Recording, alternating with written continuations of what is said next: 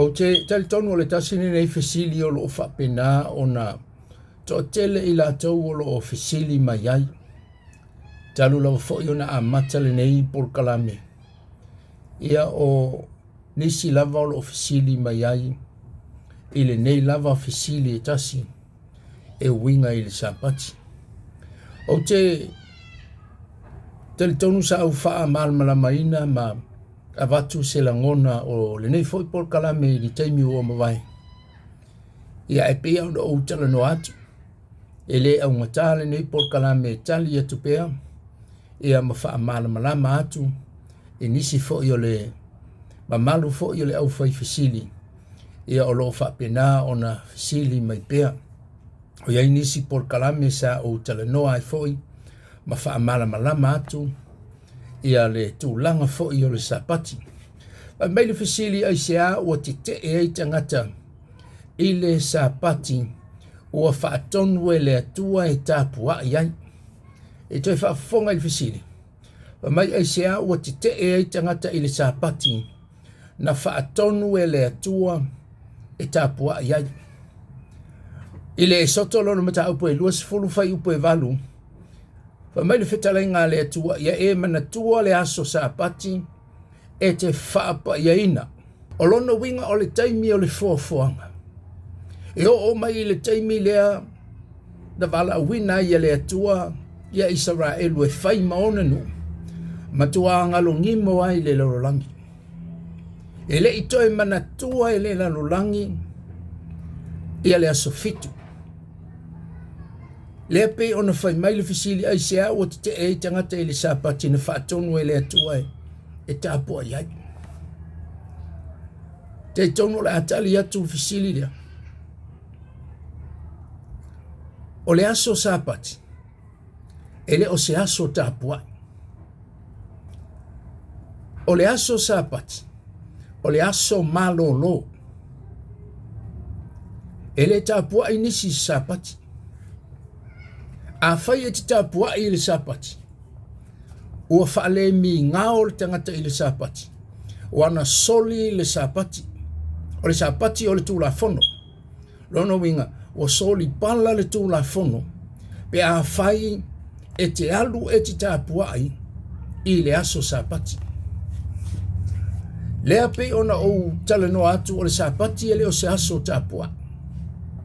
O le aso malolo. Mai le tala le tuspai. Ia e manatua le aso sapati. E te whapa iaina. E le o le lalolangi le tala noa iai le atua.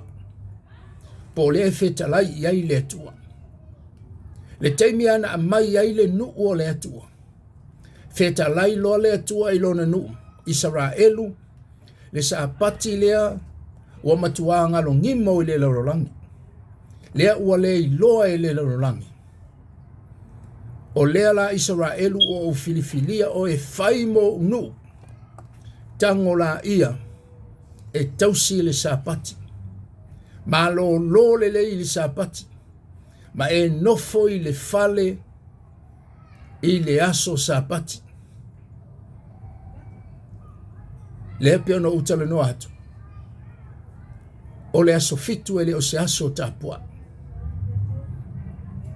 Wa mai aua nei whai ai se ngā ruenga. O le sapati moni la le antua. O le sapati e te nofo i le fale. E matua sa lava ona e alu i fafo. Aua nei whai ai se ngā ruenga, aua nei mu wai se afi. Fa mai o le tangata e alu i fafo. Fasioti. Tau te no me lono mata upe lima fa upe sfuma lua feta lai le tua ya Israelu. O le taimi le o le tua ma Israelu. Fa mai e tausi le sapati. Ina ia whapa iaina o le ale tausi o le sapati. Tango e tausi le lei. O lo nofo lai le fale. O le whapa iaina le o le sapati. A tonu olo iei le manatua nisi tangata whapea.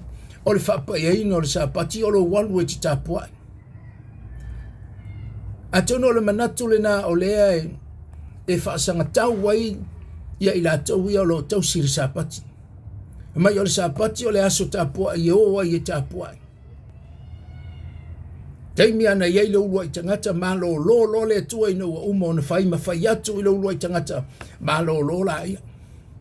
Aua nei whai aisa ngā ruenga. Whai mai le mo le maua le tūspaia. Tausi le sapati. Whapaia. O le whapaia lao le sapati. O le nofo i le whale. Ai le o se aso tapua. Sapati o le malolonga. Malolonga o lonu winga i te malolo mai au ngā luenga. I le ise ngā luenga i whai ai. I le sotom ta upa tosu matasi wha upa sifuma le tolu. Wha mai o le whea ngainga po le whailonga ia Israelu. Ma le atua e whaavavau. O le osi ngā whea ngainga le atua ma Israelu. E whaavavau. I le ini nu ese. A whaila oi o le nu ese ai le te tausi i sapati. I le o tala noa le atua i ati oi. O lo tato wo ese ma le plana le atua. O le ai tangata moni. O le nuu o le atua. Whai mai o le whea inga po le whailonga le atua malona nuu e whaavavau. O lona sapati. Wha mai le, po sfumai wha, o le na te soli le sapati. O lo walula i whafo. Wa e soli le sapati. Wha mai ia whasiotia le tangata lea. Whai upa sfulma le lima whai mai. O le na te solia. So o tangata e soli. Lona winga o le alu i whafo. Ma so se ngā ruenga e whai ai. Wha mai ia whasiotia. Whai upa sfulma le ono whai mai. Ia tausia le whanaunga Israelu. La u whea ngainga. Ma o tau e whaavavau. E o ia o tau tupulanga a muli. La ala e tausia le whanaunga Israelu. E o mai i le taimile nei, e o mai i le asole nei, i le nuu o le atua.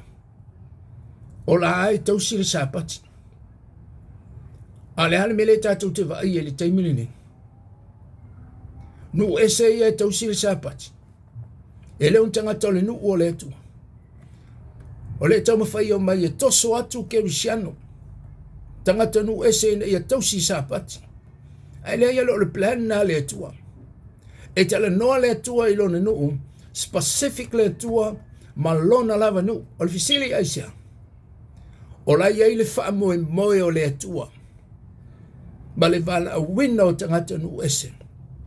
E ese mai i lona nuu. I le e soto lona mata upe tos fulu fai upe. E soto mata upe tos uma lima fai upe tolu fai mai. Awane e mu se afi. O ai inga uma ai o le sapati. E le whaia la le sapati fo le te alu te ta alu ai. E te alu ai fafo, e te alu e te lotu ale fa mai le tua. Awane e mu se afi. Mea nai fa mai le tua mea ai uma fa avela i le fiafi o le sono. Awane e iai se afi e mu i le aso sapati. E le ngata e le au fai upo sifuma le ono le soto fai upo e lua sifuma le iwa fa mai. Ma lo i le sapati. Aua le alu i fafo. Leo toi fa manatu e le atua i lone nu. Aua ne iai seisi e alu i fafo i le aso sapati. E oti le tangata e alu i fafo. Le awala la na lainu fai mai le atua. E le teimi na ao ai le manai fa mai ao i le asono. Ia fa alua o na ao. O le mea ai o le asono ma le mea ai o le asofitu. A lefa me tala le tuspaia. Na iei tangata ele iusi ustai.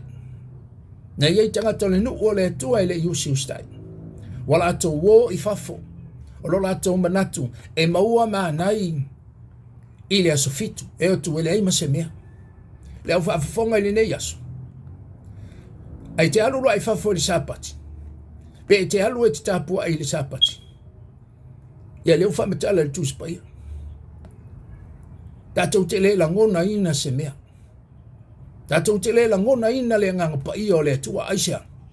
O lai malo lo le atua i le asofitu. Tātou te lo i le tala fo i le ina ua o i le aso sapati o lai ai i le aufrasei i te tonu o le malumanu.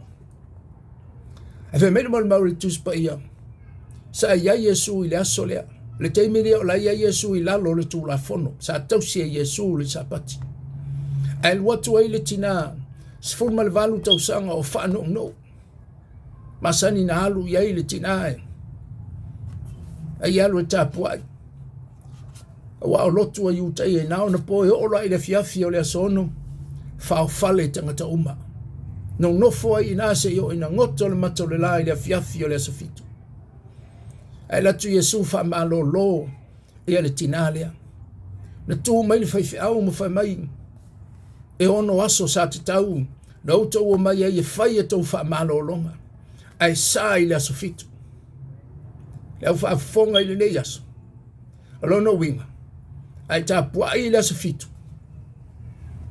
sa o leo le tala a yopu I came with nothing and I go with nothing lono winga e ngao i so stangata e alu i le sapati tatou te le maua se mea le lei le sapati a le fai mai le tala le tangata le sa tauno tau mai isi aso le vai aso e uto teo mai le sapati e wai sa se mea na fai ai e sa aisa o le aso malolo e le o se aso tapuai tatou te eloi le taimi o iei le falifita fai iei le au na o mose le falifita fai na o mose e alu e osi le taulanga a o le nuu o Israelu e to tonu i o latou fale ie e le ai nisi o i fafu e tapu ai atu atangata i tonu i o latou fale aisea o tangata latou te malama i le tau singa o le sapati ai ale taimini nei le te soifua ma o wola se ua mea ula i tangata ua feo ai ua ale sapati ua i fafu o mai e o lo lotu au whaafonga e le pa ia le sapati i sou lotu e le pa ia le sapati i lo walu i te tapua o umana whaapa ia e le atua le aso ia le ta ua le nao le taimili nei ina ua vala wina le apostolo Paulo tangata nu ese le aso fitu o le aso malo lo lea o le nu o le atua e sa na fai ai se mea e sa na mu ai se afi o a mea umai whaavela i le fiafi o le aso ono o mea nai tau mafa i le aso fitu ai fisili mai a te au how should I know whaafifea o na ou loa o le tali o lewa ona o ngalue ai sa au iai tutonu i le tausinga o le sapati o masani ai atu ua le sauninga i le asofitu wa uma mea sa whaavela i le aso ono e sau ai tutonu o le pusa isa sau ilunga o le laulau o ni falai mamoe o ni falai ia o ni faalifu talo o a uma ni mea falai i le afiafi o le aso ono o le mea nai fai ei le tausinga i le asofitu e sa se afi o na mo o le tausinga le nao sapati wala ulia o malumatou a inga si tasi fo i o a inga saanga le leile na teimine ua tu ua le sauninga na matou ua lea no foi lungo le laulau ai lau mai le tele o tau mafutanga ia ula ia le a faina o a mea maalili o a mea e au mai lungo le laulau au le mea o le whai o le whaafutai alu roa masani ai sa moa i le olanga sa ola mai ai o le taunga i tau i tutonu o le umkuka sa whai ai sa uninga i sumul po a toa pa wale mea malama le tae iau i o ani nai toenga o iai ia whaafutai nai sumu o atu nai le whaua ele ai asa i se ma e ina ua mātou whai tau mafutanga ma si ainga le aso lea wa ula ia le a whaina e le pauni mea na o walofa ai o le mātou ainga le whai le mātou mea ai e ai a ua mtua le mawhaina ai le ngao whalai mā moe o whaalifu talo ma le tele o le tau mafutanga. A vai atu le matou ainga. E whaafau. Le sa pati moni le na. Ai awha i atu ua le lotu. Ai mai mea ai le whale o loa. Mea vivela. Sa o ileo le tala le whaiwhi au asu fitu le sa unga luea. E vai atu ela o mai mea ai. E asu mai. E mai le tala le whaiwhi au. O mea ai umana. O mea ai ale tupua. Le au whaafonga i le nei aso. Le tā ua le nā. O le tala le apostolo Paulo no whai a Timoteo. Mai le apostolo Paulo ia ilo na vai le upua le atua. Tātou nu ese, tātou te le tau sia si sapati. E tau sia le nu o le atua. Tātou tangata nu ese, le tala le leimo nu ese. Tātou te le tāpuai, i se aso fitu po se aso sapati. Alfisili la, o le ale aso e tāpuai i tangata nu ese. Fai mai le maua nisi tau si sapati. E le aise aso tāpuai o nu ese. Tā ua le nao le vai o le upo le atua. Ngā luenga lo mta upo e luas fulu fai upe fitu. Fai mai o le urua i aso le vai sapati. Paulo leo o tala noa i. Fai fe au nu ese. Fai mai le apostolo Paulo o le urua i aso le vai sapati. Fai mai ia fai ai le whaapoto potonga. Whaapoto poto ai le au keu shano. Le urua i aso le vai sapati. Ua ma vai le sapati. Le aso mua le vai aso. E le o se aso sa. A mai le apostolo Paulo. Tofi ai le areto. O le aso le fai ai whaamanatunga ta ngata nu ese. E le aini whaamanatunga i utaia. Te vanga na i utaia o whaolaina o talia Yesu. Maybe. A o i utaia. Le tausi tū la fono. E le aini ala tau whaamanatunga. Aisea. E le tali tonu ia Yesu o lai whaatali lo la tau Mesia. Tofi ai le areta o le aso lea. O le aso e tāpu wa iai. Ia tangata nu ese. Lua o le momor konita mta apos fuma le ono fai upe lua. Fai mai le mole mau le apostolo Paulo. O le ulua iaso o le vai sapati. Iaso moa o ma vai le sapati. Fai mai le mole mau le apostolo Paulo. Ia o tau tu wane aini mea o auto maua. Iaso le au ai la fonga. Ia ngata ina whaapoto poto tofi le areto. A le aso lea. E au ai la fonga, fa mai la apostolo Paulo, e au ai ni mea o autou maua, tau te anga le lei ai. Ia i la tau alo mana mia Rev Sosene. O tangata la nu ese, e au fia ai Samoa. E le tāpua i se asufitu. E le tāpua i se sapati.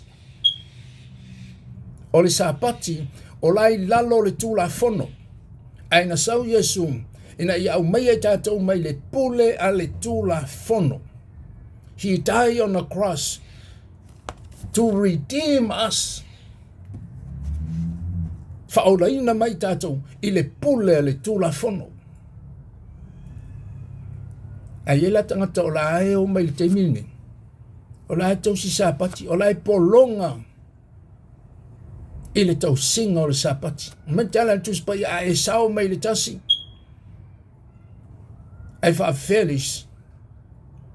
Pe te sao mai le iwa. Ai soli le tasi. Wole au ngā. E mawhaila ona e tau sia u mātu la fon. Ai a whai e te alu i whafo. A whai e te alu whatau mai le whale o loa. Ai a whai e te alu i lau ta avale. E whi alu wa i lau ta avale. E le sapati. A whai e whaamumu le afi i le sapati. Wa le au ngā a tōre se fulu. Aisa. Sapati e le o se mea noa. A le whaamatala le tūspai. A le taimine o tātou ia. ua pasese tagata ia Iesu e a mai le sapati to e tu faatasi ma Iesu mai o le sapati e Iesu lau faafofoga o Iesu e leai sana sapati o Iesu foi na te le tusia le sefulu tulafono na tusi le tamā o Iesu e iai ana poloaʻiga e tonu ana poloaʻiga me nai fe mai ai Paulo ia vaevae le upu a le atua i utaia la tausi le sapati tausi tulafono a o tagata faaolaina ua latou talia Iesu ua afio mai le agaga paia o le atua i o latou loto ua latou ola i le tulafono o le agaga ua latou loa lelei ale mea tatauna i ai e lē toe mulilua ua inoino i le faitaaga ua lē toe inu i le ava o ona ua alu ese mai le mata peapea ua iloa lelei ala i le keusiano the real Christian i keusiano moni lea o te talanoa i ai fai mai Paulo ua faasatoroina faatasi i maua ma keriso a o te leo toe ola o keriso ua ola i totonu i atea o a mea leanga ai le isau ia Iesu ua faasatoroina lona tagata tuai ma ona tuuina nauga ai a fai o le tagata ua talia Iesu ala lava e fiafia e ola i tuuina nauga o le olaga lenei e leai la o lenā lava i te ola i lalo o le tulafono lai te lalo o le amo o le polonga le pe ona ou talanoa atu lenei aso sapati e le o se aso tapuaʻi o le aso malōlō keusiano la e tutusa aso uma i tapuaʻi ai mai tala tusi paia o i latou o e tapuaʻi i le atua e tapuaʻi i le agaga nonoiga e lē faailogaina se aso o i utaia la e tapuaʻi i le aso fitu tagata i utaia nu ese e tapuaʻi i le aso muamua le o se aso sa faamolemole e le ini aso faapena le atua o le atua e amata ana aso i le tasi lua tolu faalima ono fitu a ua faaigoa i tagata mai le asogafua e tau i le aso toonaʻi e faailoga ai ina e faafaigaufie ona faitau aso a o le atua e le ini ana aso faapena le atua e aso muamua i le aso fitu la fai lau tautinoga lenei ina ua ou tupuaʻi i loo aiga i Samoa o le ekalesia aso fitu na ou tupu ane ai a o laʻi po ma aso e fai ai ia sauni e faamatala ia le tulafono e lē talanoa ia Iesu a fai foʻi i polokalame e fai po asolulu e taʻu o le malamalama o ata ia e fai e lē gaoioia e faamatala i le ʻaufaiaʻoga e leai ni ata o Iesu na o le ata o Atiamu ma Eva o le vaaunoa o le olo i papelu ma ata o le fegaiga tuai o tulaga na saʻu ola ifo ma ou vaai aʻu iai e gata i lea o taimi e fai ai mafutaga ma sauniga i loo tuputupu ai e lē talanoa ia Iesu e aʻoaʻo a le matou tulafono ai so o se pō a lao asolulu o ai pe o le pō lea e tumu atu ai tagata e matamata i polokalame ia ona o tifaga ina ona po a uma lana faamatala ata o le fegaiga tuai i tifaga ia ai a o ina faaiʻu mafutaga i le pō ona usu lea o le pese e toe afio mai Iesu e avatu lana fanau o ina na ou iloa mai ai le pese lea i le taimi na ou ola i foai le pese famai e toe afio mai Iesu e avatu lana fanau ina ua aluaʻi ua tapuni le matou ekalesia na alu lea o le tagata e suʻe le mea lotu ai na ua agaʻi lea i le ekalesia mamona ou galue ai ma ou lotu ai iai nisi tofi sa ou galue ai e iai se tasi afiafi na ua tu ua le mātou sauninga mai i le ekalesia mamona. Ai whamai nisi o talavou i atea. Whamai e te i lo oi. E iei le lotu le whai i le tātou nu. E whai le fiafi le afoleon. Whatu ia mana ia fo i le na. O le mātou lotu mamona lai le te mina. A mana ia lo suti. Whai mau lo se vai. Ia o le pilau e malfusi ua. Tu a mana ia. Le ala o te tuku whatu atu ua mai le mātou lotu. Ai whalongo tu loa wa pipese. Whamai le tala le uli. O le lotu fau le tātou nu. E sisiva tangata. E sisi i lima o tangata. Whatu ia mane ia fwole nā tātou wewai. Ina ua uma whaipe senga salope e se lau futu le mamao e se ole me le whai e le lotu le tau le ilo atu ono le tonga whai e si o atu ai le whale o le ahingaria. Ina ua uma le ia pe senga ona tū leo le whai la unga e la unga i le pōlea. Na o whalongo o whaamatala i le whai la unga ia Yesu tau le la ngona atu wa o aso ia leini maike. Ina ua la unga le whai la unga o whalongo o whaamatala i Yesu. O le mea na tupu a leo te tū i le awala tele. Pe ia o le la unga le whai la unga i o talinga. O le ua whaamatala Yesu. Le Yesu whai wavenga. Le Yesu whaamalolo mai. Yesu na te whaamangaloina tātou wangsala. Le Yesu lea a e mana o mia wana o ia o le tali o manaonga. Le Yesu lea na o whaalonga o pese o i le ekalesia sofitu na o vola mai ai. Le Yesu lea na o whaalonga o iai whamai e toi a whio mai Yesu e a vatu lana whanau. Le Yesu lea na le wala unga i tutonu o le fale o le ainga lea le olo o tua i le au na le atua mala unga. Se i oina ua o so atu ma o tu le pito i tua. Me ona o ta ua o le fale lea e tumu i misiruki. Na o la tua leo tua i malo o suki malo o leo te whaavai whai mai tua ona e tau le i lo atu. Sita mai moli i kesi a fo i pampamo e tua i. Paula le moli e whaitau ai le tusi a le whailaunga i ona po e le ini e le ise wila. A o tu i na o la unga le whailaunga. Na o whaalongo i lo loto i le pōlea. O to tonu o lo loto. Na o whaalongo ua pei o mafui e lo loto i le pōlea ina ua la unga le upu le atua. E le ngate na o whaalongo e tau le upu le atua i o talinga. Aina o whaalongo ua susu e le upo le atua lo loto. Le taimia na o whaalongo i whai mai le whailaunga. Ai mana o italia Yesu lo wawa noa le nei. Na o wa ai le to tele o tangata wa atu ma to tuli luma wa tumu tutonu o le whale. A le o te tū i whafo. Le o te tū i lalo le tonga whai o le ainga lea. Na o i loa i le taimilea. O lo wawa noa lea. O tele yalu i luma, a o le pōle na matua parapala ai lo suti maa nei alea na ofu. Na o tō tuli ai ai, ma o whate tai le te talo le whaiwhia. Vala au lia Yesu e a whio mai i lo roto. Na o ta lia Yesu le nalawa pō. Na o whaftai le kalesia sofitu.